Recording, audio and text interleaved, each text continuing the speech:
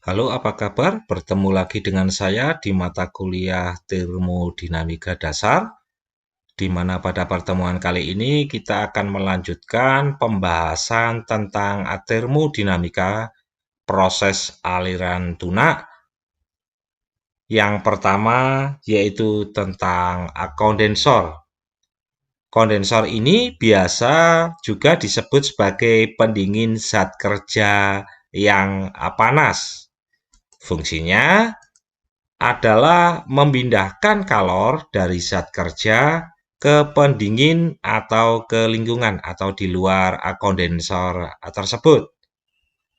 Sedangkan untuk prinsip kerjanya, yaitu cairan pendingin masuk melalui katup nomor 3 dan bersentuhan dengan pipa-pipa yang berisi uap panas yang masuknya dari katup nomor 1.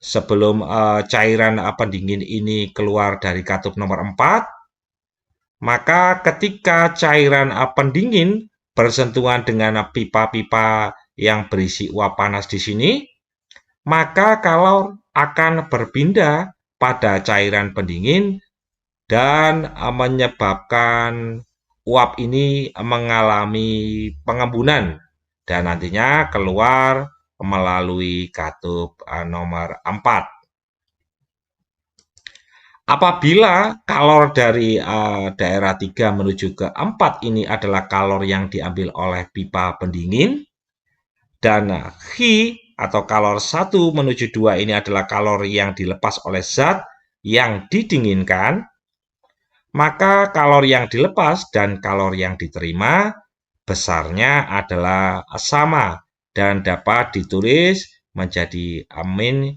Hi12 sama dengan Hi34.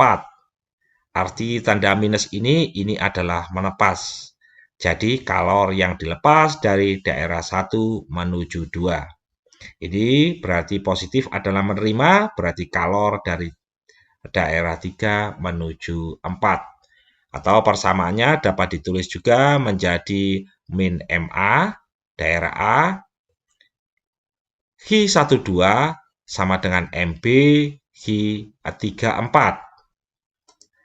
Dengan mengabaikan perbedaan tinggi dan kecepatan, maka persamaan aliran energi untuk aliran tunak dapat ditulis lagi untuk zat A, ini Hi12 sama dengan H2 minus H1, atau entalpi daerah 2 dikurangi entalpi daerah A1. Untuk zat B, Hi34 sama dengan entalpi daerah 4 dikurangi entalpi daerah 3. Sehingga untuk persamaan kondensor secara umum dapat kita tulis sebagai Ma dikalikan H1 minus H2 sama dengan Mb dikalikan H4 minus H3. Untuk selanjutnya, pembahasan yaitu tentang kompresor udara. Kompresor udara ini adalah mesin yang digunakan untuk melakukan usaha pada zat kerja guna meningkatkan tekanan zat kerja dan menghasilkan energi potensial yang dapat disimpan atau tersimpan. Energi potensialnya pastinya adalah udara. Fungsinya di sini adalah untuk meningkatkan tekanan. Sedangkan prinsip kerjanya yaitu ketika torak bergerak turun, maka katup isap akan terbuka dan udara atau zat kerja akan masuk ke dalam silinder. Selanjutnya, ketika torak bergerak ke atas, katup buang akan terbuka dan zat kerja akan keluar dari silinder dan biasanya masuk ke tabung penyimpanan. Proses ini terjadi berulang-ulang dan biasanya zat kerja disimpan pada bak penampungan atau yang biasa Anda lihat seperti tabung tersebut. Karena tidak ada kalori yang berpindah dan perbedaan kecepatan masuk dan keluar katup diabaikan, maka usaha atau kerja yang dilakukan kompresor dapat ditulis menjadi W sama dengan M kalikan H2 minus H1. Oke ya, ini adalah persamaan untuk kondensor dan kompresor udara. Ingat di sini jika perbedaan kecepatan masuk dan keluar katupnya adalah diabaikan serta perpindahan panasnya adalah diabaikan. Sedangkan jika diperhitungkan, maka kita menggunakan persamaan proses aliran tunak yang Anda bisa lihat dari materi sebelumnya yang disampaikan melalui materi ketel uap. Oke, untuk memahami materi ini, saya akan memberikan soal yang Anda harus jawab dan kumpulkan.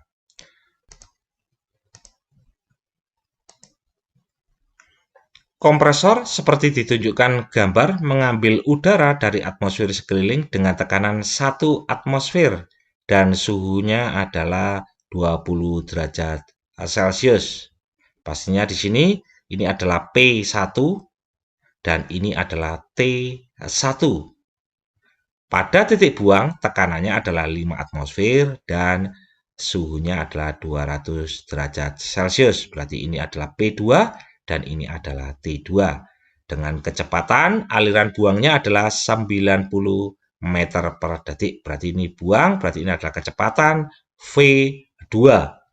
Jika perbedaan kecepatan tidak diabaikan, berarti kalornya yang diabaikan di sini, dan laju aliran udara memasuki kompresor adalah 12 kg per detik, berarti ini adalah M-nya, tentukan daya yang dibutuhkan untuk menggerakkan kompresor. Seperti yang saya tadi bilang, jika kalor dan kecepatan diabaikan, maka Anda bisa langsung menggunakan persamaan ini. Tetapi jika kecepatannya yang tidak diabaikan, maka kita menggunakan persamaan energi untuk aliran tunak pada ketel uap. Nah, rumusnya adalah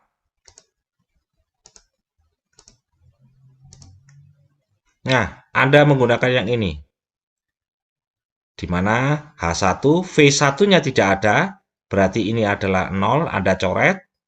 Kemudian ini tidak ada, ketinggiannya perbedaannya, sehingga Anda coret di sini.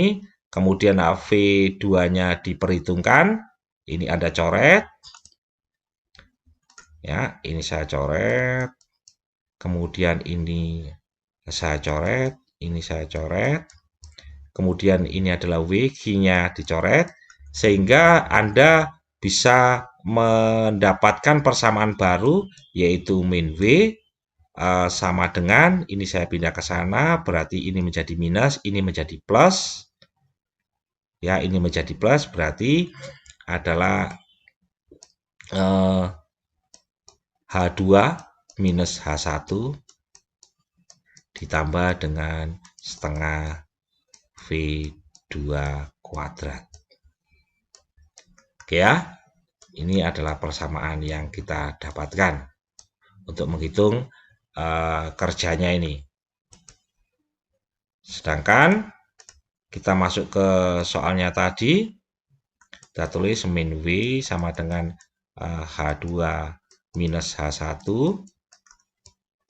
ditambah dengan setengah V2 kuadrat.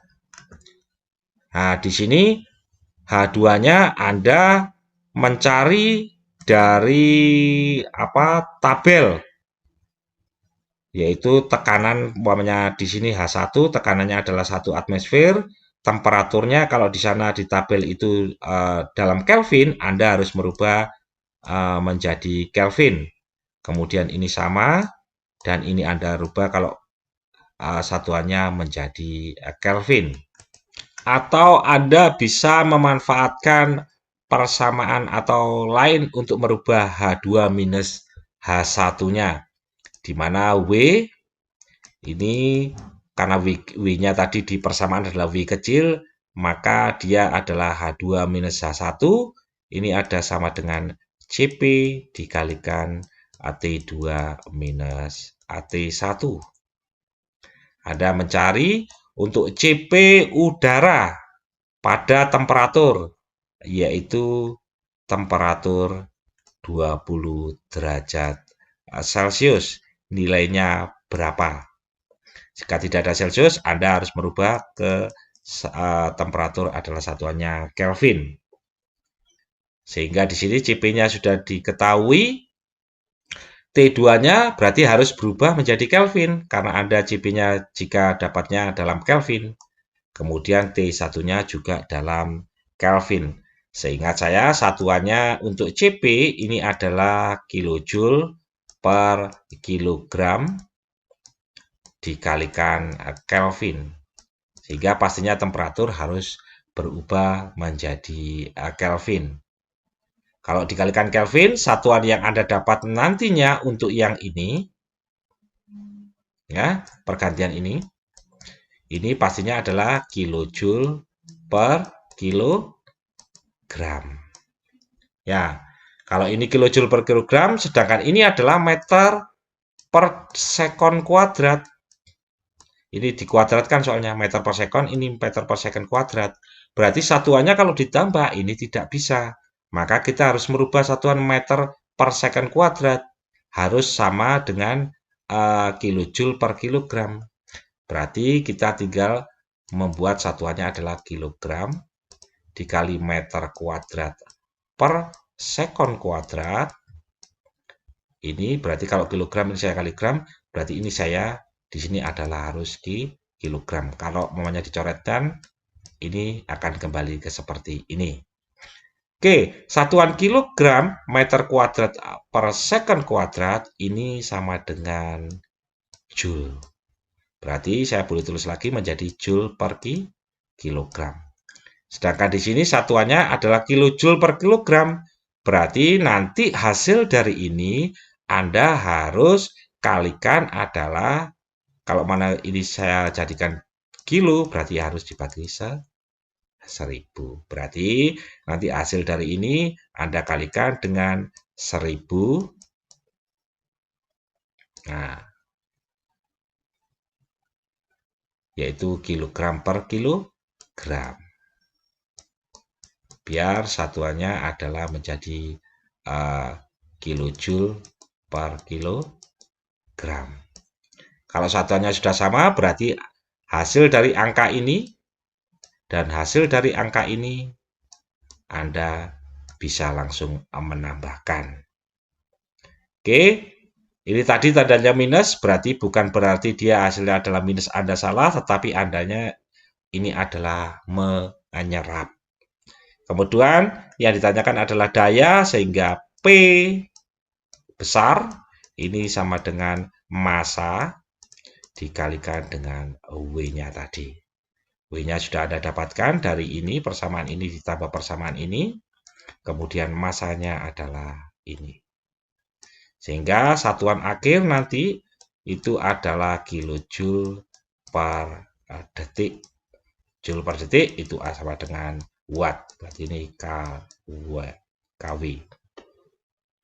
Bisa dipahami ya kisi-kisi yang saya berikan ini. Karena soal yang ditanyakan kalor dan kecepatan tidak diabaikan, maka Anda tidak menggunakan persamaan ini. Tapi menggunakan persamaan energi untuk aliran atonat. Baik, terima kasih. Anda telah mengikuti materi ini untuk memberikan bantuan sedikit kepada Anda tentang nilai dari udara, yaitu pada tabel A2. Dia satuannya Kelvin, berarti ini untuk udara. Oke, dan tetap semangat, jaga kesehatan, dan sampai jumpa di pertemuan selanjutnya.